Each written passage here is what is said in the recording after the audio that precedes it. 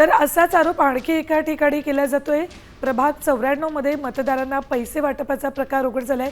जिशान सिद्दीकी यांच्या उमेदवार रश्मी मालुसरे यांचे कार्यकर्ते नागरिकांना पैसे देताना आढळलेत। या प्रकरणी तक्रारदार जावेद शेख यांच्या तक्रारीनंतर वांद्रे पूर्व इथल्या निर्मलनगर पोलीस चौकीत संबंधितांवर कारवाई करण्यात आली। अपडेट्स घेऊयात आमच्या प्रतिनिधी वैदेही काडेकर यांच्याकडून। वैदेही, काय अपडेट्स आहेत? या प्रकरणी किती जणांना ताब्यात घेतलंय? नक्कीच आपण बघतोय की एक धक्कादायक प्रकार हा उघडकीस आलेला बघायला मिळत आहे। विभाग क्रमांक 94 या ठिकाणी रश्मीताई यांच्या काही समर्थकांकडून पैसे वाटपाचा हा कार्यक्रम होत असलेला बघायला मिळालेला आहे आणि एकूणच जिशान सिद्दीकी यांचे पोस्टर देखील त्या ठिकाणी बघायला मिळाले होते। जवळपास 3000 रुपये वाटप त्या ठिकाणी केलं जात असल्याचं देखील बघायला मिळालेलं होतं।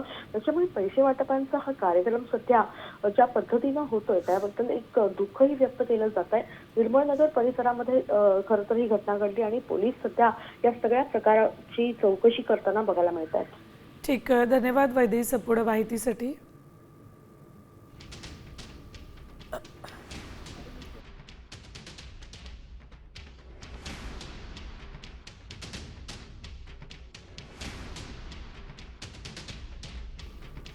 तर महापालिका निवडणुकीत मताची किंमत 3000 इतकी झाली आहे। कारण आता पैसे वाटपाचे व्हिडिओ समोर आले। सांगलीतही पैसे वाटल्याचा राष्ट्रवादीवर आरोप करण्यात आलाय।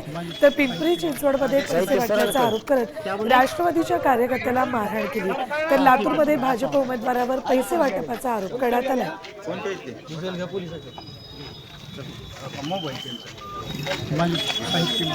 साहित्य सरांकडे क्या बोले? ठीक है।